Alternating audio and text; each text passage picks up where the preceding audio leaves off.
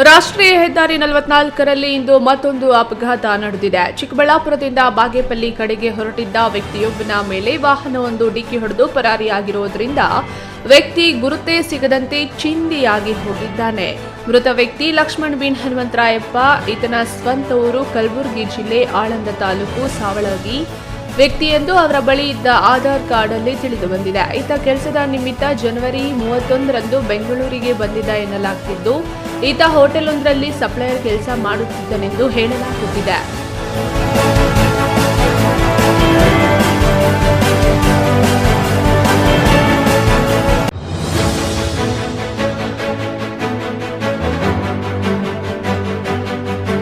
ಪತ್ನಿಯ ಜೊತೆಗೆ ಅನೈತಿಕ ಸಂಬಂಧ ಆರೋಪ ಹಿನ್ನೆಲೆಯಲ್ಲಿ ಪತಿಯೋರ್ವ ವ್ಯಕ್ತಿಯನ್ನು ಚಾಕುವಿನಿಂದ ಇರಿದು ಬಾರ್ಬರ ಕೊಲೆ ಮಾಡಿದ ಘಟನೆ ಚಿಕ್ಕಬಳ್ಳಾಪುರ ಜಿಲ್ಲೆ ಚಿಂತಾಮಣಿ ತಾಲೂಕು ಟಿಪ್ಪು ನಗರದಲ್ಲಿ ನಡೆದಿದೆ. ಟಿಪ್ಪು ನಗರದ 26 ವರ್ಷದ ಜಬೀರ್ ಪಾಷಾ ಅಲಿಯಾಸ್ ನೇಪಾಳ್ ಕೊಲೆಯಾದ ವ್ಯಕ್ತಿಯಾಗಿದ್ದು, ಅದೇ ಏರಿಯಾದ ಮುಕ್ತಿಯಾರ್ ಪಾಷಾ ಕೊಲೆ ಆರೋಪಿಯಾಗಿದ್ದಾನೆ. ಜಬೀರ್ ಪಾಷಾ ಎಂಬಾತ ಮುಕ್ತಿಯಾರ್ ಪಾಷಾ ಪತ್ನಿಯ ಜೊತೆಗೆ ಅನೈತಿಕ ಸಂಬಂಧ ಇಟ್ಟುಕೊಂಡಿದ್ದಂತೆ. ಇದೇ ವಿಚಾರವಾಗಿ ನಿನ್ನೆ ರಾತ್ರಿ ಮುಕ್ತಿಯಾರ್ ಪಾಷಾನನ್ನ ಜಬೀರ್ ಪಾಷಾ ಕೆಣಕಿದ್ದಾನೆ. ಇದರಿಂದ ಕುಪಿತಗೊಂಡ ಮುಕ್ತಿಯಾರ್ ಪಾಷಾ ನಡುವೆ ಗಲಾಟೆ ನಡೆದು ಗಲಾಟೆ ವಿಕೋಪಕ್ಕೆ ತಿರುಗಿ ಚಾಕುವಿನಿಂದ ಇರಿದು ಬರ್ಬರವಾಗಿ ಕೊಲೆ ಮಾಡಿದ್ದಾನೆ. ಈ ಭೀಕರ ಘಟನೆಯಿಂದ ಚಿಂತಾಮಣಿ ನಗರದಲ್ಲಿ ಆತಂಕದ ವಾತಾವರಣ ನಿರ್ಮಾಣವಾಗಿತ್ತು.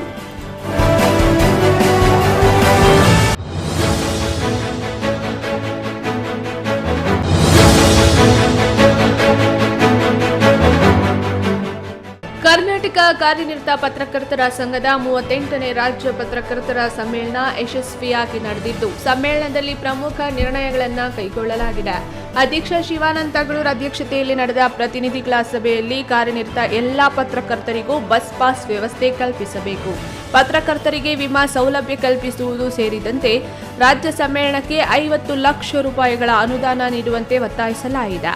ಮುಂದಿನ 2025ರ ಸಾಲಿನ 39ನೇ ರಾಜ್ಯ ಮಟ್ಟದ ಪತ್ರಕರ್ತರ ಸಮ್ಮೇಳನವನ್ನು ತುಮಕೂರಿನಲ್ಲಿ ನಡೆಸಲು ನಿರ್ಣಯವನ್ನ ಕೈಗೊಳ್ಳಲಾಗಿದೆ ಎಂದು ಕಾರ್ಯನಿರತ ಪತ್ರಕರ್ತರ ಸಂಘದ ರಾಜ್ಯಾಧ್ಯಕ್ಷ ಶಿವಾನಂದ ತಗಡೂರು ತಿಳಿಸಿದ್ದಾರೆ.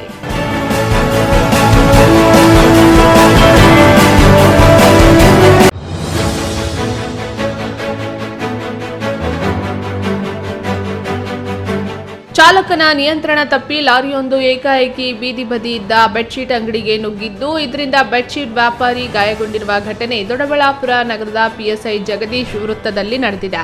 ಬೆಡ್ಶೀಟ್ ವ್ಯಾಪಾರಿ ಮಧ್ಯಪ್ರದೇಶ ಮೂಲದ ಶರವಣ್ ಕಾಲು ಮೇಲೆ ಲಾರಿ ಹರಿದ ಪರಿಣಾಮ ಕಾಲು ಮುರಿತಗೊಂಡಿದೆ. ಕಳೆದ 2 ವರ್ಷಗಳಿಂದ ಮಧ್ಯಪ್ರದೇಶದಿಂದ ಬಂದು ಬೆಂಗಳೂರು ಮಾರ್ಗದ ರಸ್ತೆ ಬದಿಯಲ್ಲಿ ಶೆಡ್ ನಿರ್ಮಾಣ ಮಾಡಿಕೊಂಡು ಬೆಡ್ಶೀಟ್ ವ್ಯಾಪಾರ ಮಾಡುತ್ತಿದ್ದ. ಇಂದು ದೇವನಹಳ್ಳಿ ಕಡೆಯಿಂದ ಕಂಬಿ ತುಂಬಿಕೊಂಡು ಬಂದ ಲಾರಿ ಏಕಾಏಕಿ ಶೆಡ್ಗೆ ನುಗ್ಗಿದೆ. ಸ್ಥಳಕ್ಕೆ ದೊಡ್ಡಬಳ್ಳಾಪುರ ನಗರ ಠಾಣೆ ಪೊಲೀಸರು ಭೇಟಿ ನೀಡಿ ಪರಿಶೀಲನೆ ನಡೆಸಿ ಪ್ರಕರಣ ದಾಖಲಿಸಿಕೊಂಡಿದ್ದಾರೆ.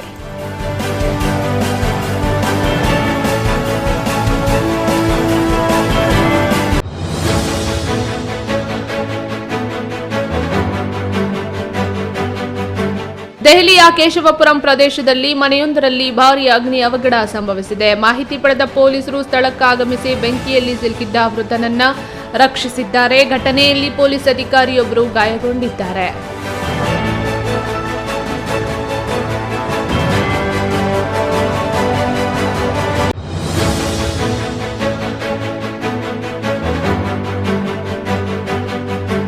ಜಮ್ಮು ಮತ್ತು ಕಾಶ್ಮೀರದಲ್ಲಿ ಭಾನುವಾರ ಭೀಕರ ರಸ್ತೆ ಅಪಘಾತ ಸಂಭವಿಸಿದೆ. ಉಧಂಪುರ ಜಿಲ್ಲೆಯ ಹೆದ್ದಾರಿಯಲ್ಲಿ ಕಾರು ಅಪಘಾತಕ್ಕೆ ಈಡಾಗಿದೆ. ಈ ಅವಘಡದಲ್ಲಿ 4 ಸಾವನ್ನಪ್ಪಿದ್ದು, ಓರ್ವ ಮಹಿಳೆ ಗಾಯಗೊಂಡಿದ್ದಾರೆ.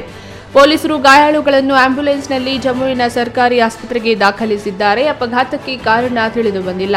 ಪ್ರಕರಣ ದಾಖಲಿಸಿಕೊಂಡು ತನಿಖೆ ನಡೆಸಲಾಗುತ್ತಿದೆ ಎಂದು ಎಸ್ಎಸ್ಪಿ ಜೋಗಿಂದರ್ ಸಿಂಗ್ ತಿಳಿಸಿದ್ದಾರೆ.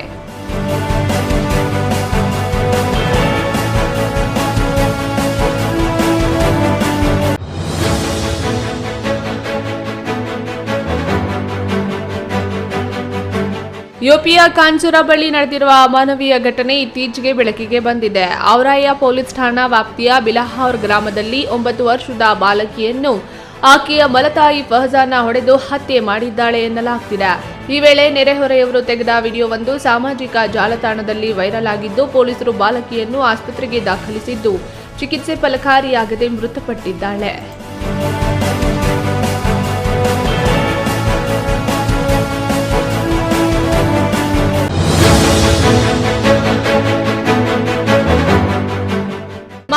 ಮಹಾರಾಷ್ಟ್ರದ ಪುಣೆಯಲ್ಲಿ ಆಘಾತಕಾರಿ ಘಟನೆಯೊಂದು ನಡೆದಿದೆ. ವ್ಯಕ್ತಿಯೊಬ್ಬ ರಸ್ತೆ ದಾಟಲು ಯತ್ನಿಸಿದ ವೇಳೆ ಬೈಕ್ ಸವಾರನೊಬ್ಬ ವೇಗವಾಗಿ ಬಂದು ಗುದ್ದಿದ ಕಾರಣಕ್ಕೆ ಆತ ಮೃತಪಟ್ಟಿರುವ ಘಟನೆ ನಡೆದಿದೆ. ಅಪಘಾತದ ರಭಸಕ್ಕೆ ರಸ್ತೆ ದಾಟುತ್ತಿದ್ದ ವ್ಯಕ್ತಿ ಗಾಳಿಗೆ ತೂರಿಕೊಂಡು ಕೆಳಗೆ ಬಿದ್ದಿದ್ದು ಸ್ಥಳದಲ್ಲೇ ಸಾವನ್ನಪ್ಪಿದ್ದಾನೆ. ಅಪಘಾತದ ವಿಡಿಯೋ ಸಾಮಾಜಿಕ ಜಾಲತಾಣದಲ್ಲಿ ವೈರಲ್ ಆಗ್ತಿದೆ.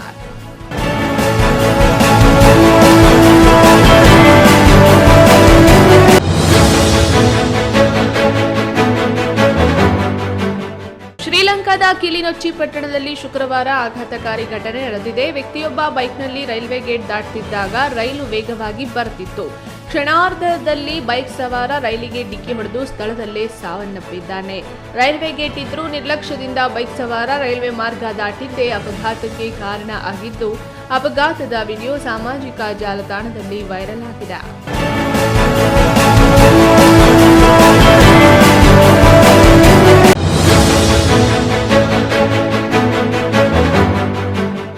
ತುಮಕೂರಿನ ಗುಬ್ಬಿ ತಾಲೂಕು ದೊಡ್ಡಗುಣಿ ಬಳಿ ಒಂಟಿ ಆಂಟಿಟರ್ ಪ್ರಾಣಿ ಕ್ಯಾಮೆರಾ ಕಣ್ಣಿಗೆ ಕಾಣಸಿಕ್ಕಿದೆ. ತಗ್ಗಿಹಳ್ಳಿ ಅರಣ್ಯ ಭಾಗದಲ್ಲಿ ಉದ್ದನೆಯ ಮೂಗಿನ ಈ ಪ್ರಾಣಿಯನ್ನು ಕಂಡು ನೆಟ್ಟಿಗರು ಅಚ್ಚರಿಗೊಂಡಿದ್ದಾರೆ. ನೋಡಲು ವಿಚಿತ್ರ ಎಂದೆನಿಸುವ ಮುಂಭಾಗದಲ್ಲಿ ಆನೆಯಂತೆ ಕಾಣುವ ಮತ್ತು ಹಿಂಭಾಗದಿಂದ ಬಾಲದಲ್ಲಿ ಉದ್ದನೆಯ ಕೂದಲನ್ನು ಹೊಂದಿರುವ ಈ ಪ್ರಾಣಿ ದೊಡ್ಡಗುಣಿ ಬಳಿ ನೋಡಲು ಸಿಕ್ಕಿರುವುದು ಅಪರೂಪವೇ ಸರಿ.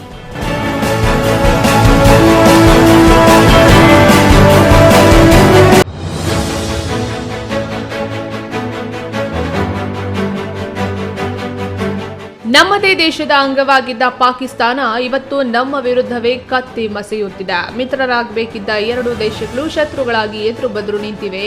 ಅದೇ ಸಮಯದಲ್ಲಿ ಒಳಗೊಳಗೆ ಕುತಂತ್ರಗಳು ನಡೆಯುತ್ತಿವೆ. ಇಂತಹದ್ದೇ ಒಂದು ಘಟನೆ ಮತ್ತೆ ವರದಿಯಾಗಿದೆ. ರಷ್ಯಾದಲ್ಲಿರುವ ಭಾರತೀಯ ರಾಯಭಾರಿ ಕಚೇರಿಯಲ್ಲಿ ಕೆಲಸ ಮಾಡುತ್ತಿದ್ದ ಪಾಕಿಸ್ತಾನಿ ಐಎಸ್ಐ ಏಜೆಂಟ್ ಸತ್ಯೇಂದ್ರ ಸಿವಾಲ್ ಅವರನ್ನು ಯುಪಿಯ ಮೇರತ್ನಲ್ಲಿ ಬಂಧಿಸಲಾಗಿದೆ.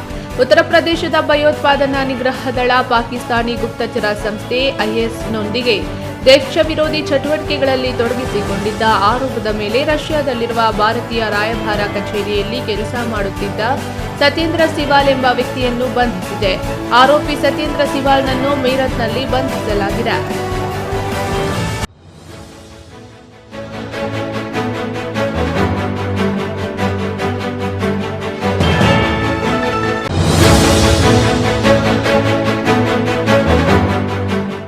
ಇತ್ತೀಚೆಗಷ್ಟೇ ನೆಟ್ಟಿಗರನ್ನು ಬೆಚ್ಚಿ ಬೀಳಿಸುವ ವಿಡಿಯೋವೊಂದು ಸಾಮಾಜಿಕ ಜಾಲತಾಣದಲ್ಲಿ ವೈರಲ್ ಆಗಿದೆ. ವೈರಲ್ ಆದ ವಿಡಿಯೋದಲ್ಲಿ ವ್ಯಕ್ತಿಯೋರ್ವ ಕಡಲೆಕಾಯಿ ತಿನ್ನುವಂತೆ ಕಬ್ಬಿಣದ ಮೊಳೆಗಳನ್ನು ತಿನ್ನುತ್ತಿದ್ದಾನೆ.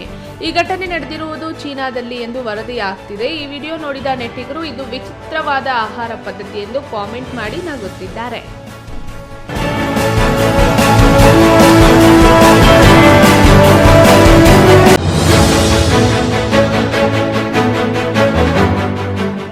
ಇಲ್ಲಿಯವರೆಗೂ ತಮ್ಮ ಸಿನಿಮಾಗಳ ಮೂಲಕ ಥಿಯೇಟರ್ ಮತ್ತು OTTಯಲ್ಲಿ ಸದ್ದು ಮಾಡಿದ್ದ ಹೀರೋಗಳು, ನಟರು ಈಗ ಬ್ಯಾಟಿಂಗ್, ಬೌಲಿಂಗ್, ಫೀಲ್ಡಿಂಗ್ ಹೀಗೆ ಮೈದಾನದಲ್ಲಿ ಮನರಂಜನೆ ನೀಡಲು ತಯಾರಾಗ್ತಿದ್ದಾರೆ.